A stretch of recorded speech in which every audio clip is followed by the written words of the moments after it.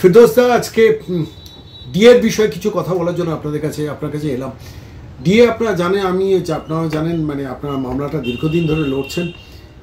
এই ডিএ মামলা শেষ পর্যন্ত এখনো পর্যন্ত কোনো ডেট ওঠেনি, মানে কবে ফাইনাল রায়টা বেরোবে আশা করা যাচ্ছে নভেম্বর মাসে কোনো একটা সময় হয়তো রায়টা বেরোবে। কিন্তু প্রশ্নটা যেটা অসংখ্য সরকারি কর্মচারীদের মনের প্রশ্ন আপনার কাছে করতে এলাম, সেটা হচ্ছে 2009 থেকে 19 এই রায় যদি সরকারি কর্মচারীদের পক্ষেও যায়, এবার সেক্ষেত্রে দাঁড়িয়ে 2019-এর পর থেকে 2025 পর্যন্ত এই ফেজটায় তাহলে কি সরাসরি নতুন করে আবার আইনি লড়াইয়ে যেতে হবে? না 2009 থেকে 19 রায় যদি ফেভারেবল যায় কর্মচারীদের পক্ষে, তাহলে তারই এফেক্টটা 2019 থেকে 2025-এ সরকারি কর্মচারীরা পাবে? না, দেখুন, রোপারুল 2009-এর সাপেক্ষে মামলা এটা, ফলে এই মামলার এফেক্ট যে পরবর্তী রোপারুলসে হবে এরকম ভাবার কোনো কারণ নেই। ফলে 2009 নিয়ে মামলা, রোপারুল 2009-এ তার যে লিগাল ইন্টারপ্রিটেশন, ডিএ কতটা দিতে হবে, কী হারে দিতে হবে, আমরা বলছি রোপারুল 2009-এ বলা আছে ডিএ এআইসিপিআই অনুযায়ী দিতে হবে। ফলে এটা রোপারুল 2009 কেন্দ্রিক মামলা। রোপারুল 2019-এ ডিএর কোনো প্রভিশনই রাখেনি। আপনি যদি রোপারুল 2009-এর সঙ্গে রোপারুল 2019-কে তুলনা করেন তাহলে পরিষ্কার হয়ে যাবে যে দুটি সরকারের দৃষ্টিভঙ্গি তাদের কর্মচারীদের প্রতি। একটা সরকার মনে করছে ডিএ এআইসিপিআই অনুযায়ী দিতে হবে, সেই জন্য তার প্রভিশন রেখেছিলেন।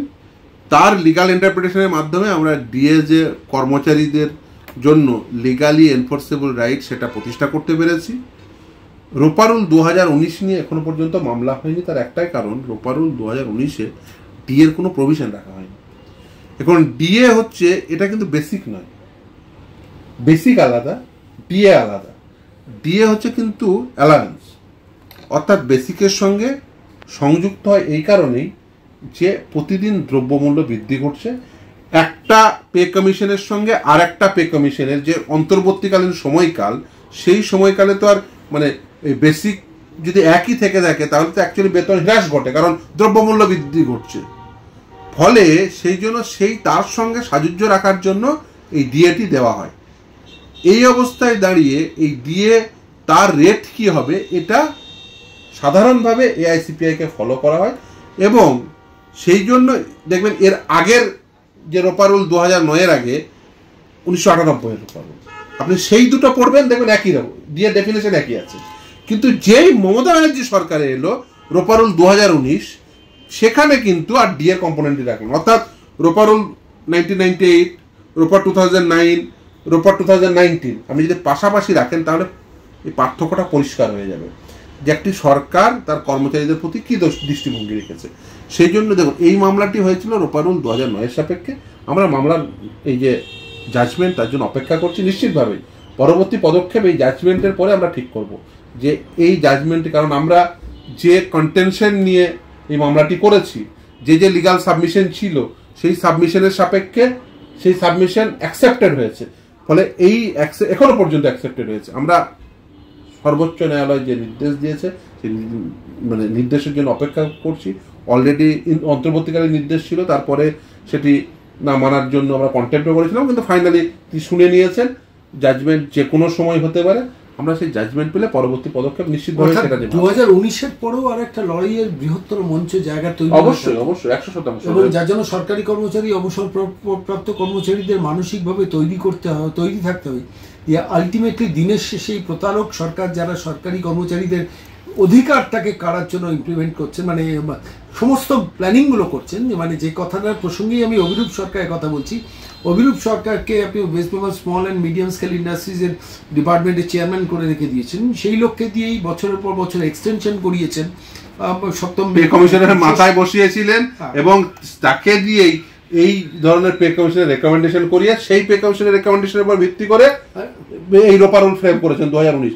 এবং আপনি মানে দেখলে অবাক হবেন, এই যে অভিরূপ সরকার যে রিপোর্টটা পেশ করেছেন, এখানে কি ডিএ কনসেপ্টে, ডিএর পার্টে, ডিএটা মানুষের এনফোর্সেবল রাইট এটা ছেড়ে দিন, ডিএর পার্টটাকেই মানে এসেনশিয়াল কম্পোনেন্ট হিসেবে সরিয়ে দিয়েছে একদম। দেখুন, আমি এই যে অভিরূপ সরকারের যে রিপোর্ট, অর্থাৎ পে কমিশনের যে রিপোর্ট, সেই পে কমিশনের রিপোর্ট একটি সরকারের কাছে তিনভাবে গৃহীত হতে পারে। এক হচ্ছে গৃহীত হতে পারে, তিনটে জিনিস হতে পারে। এক হচ্ছে পে কমিশনের রিপোর্ট সম্পূর্ণ ইন টোটো গৃহীত হতে পারে, বর্জিত হতে পারে, বা পার্সিয়ালি গৃহীত হতে পারে। এই তিনটের যে কোনো কিছু করা যেতে পারত। আমি শুধুমাত্র অভিরূপ সরকার, তিনি পে কমিশনের রেকমেন্ডেশন করেছেন, আমি শুধুমাত্র অভিরূপ সরকারকে দায়ী করবো না। অভিরূপ সরকার নিশ্চিতভাবে তিনি সরকারকে দিয়ে করানো হয়, হ্যাঁ, ওটা পে কমিশন রেকমেন্ডেশন, কিন্তু সেটা বাইন্ডিং না, সরকার করেছে, এটা বুঝতে হবে। কারণ পে কমিশনের রেকমেন্ডেশন একটি সরকারের উপর বাইন্ডিং না। সরকার মনে করলে যে দিয়ে না, তুমি ভুল লিখেছো ভাই, আমি দিয়ে এআইসিপি অনুযায়ী দেবো, সরকার এটা করতে পারতেন। অভিযোগ সরকারের যে রেকমেন্ডেশন সেটা সরকারের উপর বাইন্ডিং না, সরকার সেটাকে চাইলে গ্রহণ করতে পারে, চাইলে বর্জন করতে পারে। সেটা কিন্তু অজুহাত হিসেবে দাঁড় করে। দেখো, এটা মিথ্যা অজুহাত, সরি টু সেটা মিথ্যা অজুহাত। ওই যে বললাম তিনটের মধ্যে যে কোনো একটা হবে। দেখো, বেতন কমিশন তো আমাকে করেনি, দেখুন এটা এই অজুহাত, সেই জন্য আমি ক্লিয়ার করে দিই, এটা একটি মিথ্যা অজুহাত। দেখুন, ওকে দিয়ে করিয়েছে এটা কর্মচারীদের বোঝানোর জন্য, সেটা আলাদা কথা, ছেড়ে দিন। কিন্তু আইনি গ্রহণযোগ্যতা আছে একদম নেই। পে কমিশনের রেকমেন্ডেশন চাইলে সরকার ছুঁড়ে ফেলে দিতে পারে, চাইলে সরকার গ্রহণ করতে পারে, চাইলে সরকার কিছুটা গ্রহণ, কিছুটা বর্জন। আমি শেষ প্রশ্ন করব, এবং কিন্তু রুল ফ্রেমিং পাওয়ারটা সম্পূর্ণভাবে সরকার। অর্থাৎ সরকার যদি মনে করতো যে অভিযোগ সরকারের রিপোর্টটাকে ছুঁড়ে গঙ্গার জলে ফেলে দেবো, দিয়ে আমি ডিএ আইসিপি আমি যে দিতে হবে সেটা লিখে দেবো, পারতেন না। আমি ফিরদৌস দা এখানে একটু স্পেসিফিক হচ্ছি, মানে সরকারি কর্মচারীদের ওই শেষ প্রশ্নটা করছি। সেটা যে অভিরূপ সরকারকে দিয়ে ডিএটাকে এসেনশিয়াল কম্পোনেন্ট না রেখে সরিয়ে রাখা হলো, সেটাকে পরবর্তীকালে 2019-এর পরের বিষয় নিয়ে কোনো মামলা হলে তখন এই কমিশনের বেতন কমিশনের এই পার্টটা নিয়ে তো ব্যবহার করবে, অভিরূপ সরকারকে ব্যবহার করা হলো। একদম এটা ব্যবহার করবে, এটা ঠিক কথা। কারণ হচ্ছে দেখুন, কিন্তু সেটা কি আইনগতভাবে গ্রাহ্য হতে পারে? একদম নয়। দেখুন, আমি সেই জন্যই বলছি দুটো কথা। এই যে ব্যবহার করবে বলে এবং কর্মচারীদের ব্যবহার করতে দেবে না বলে, মানে ওই পে কমিশনের রেকমেন্ডেশনটাকে, পে কমিশনের রেকমেন্ডেশন দীর্ঘদিন তারা পাবলিশ করেনি, কোথাও সাপ্লাই করেনি। সাধারণভাবে কি হয়, পে কমিশনের রেকমেন্ডেশন অ্যাভেলেবল হয়, কিন্তু এবারে বার করে দিল। এছাড়া তো আদালতের নির্দেশে, আদালতে যখন হিয়ারিংটা ছিল তার আগে অভিরূপ সরকারের রিপোর্টটা প্রকাশ্যে নিয়ে এলো, আদালতে না এলে ও কোনোদিন করতো না। এবার বলি, এই পে কমিশনের রেকমেন্ডেশন একটি সরকারের উপরে মানে গ্রহণ করতেই হবে এরকম কোনো বাধ্যবাধকতা নেই। তারা চাইলে যদি মনে করে পে কমিশনে ভুলভাল লিখলো, তো সরকার at the end of the day final ডিসিশনটা নেবে, কিন্তু সরকার এটাকে অজুহাত করে একদম আদালতের কাছে পরবর্তীকালে পেশ করবে এই পরিকল্পনা। অনেক ধন্যবাদ ফিরদৌসের সঙ্গে থাকার জন্য। সরকারি কর্মচারী বা অবসরপ্রাপ্ত সরকারি কর্মচারী, অধ্যাপক, রিটায়ার্ড অধ্যাপক, স্কুল মাস্টার মশাই যারা রয়েছেন, বা রিটায়ার্ড স্কুল মাস্টার মশাই রয়েছেন, প্রাইমারি স্কুলের মাস্টার মশাইরা রয়েছেন, বা বিভিন্ন পুরসভা, পঞ্চায়েত, জেলা পরিষদ আন্ডারটেকিংয়ে যারা ডিএর মানে অধিকার যাদের হরণ করেছে একটা প্রতারক সরকার, আপনারা শুনলেন যে আমি এই বিষয়টা নিয়ে আমি বারবার ভাবছি, আমি আরেকবার কাছে আসবো।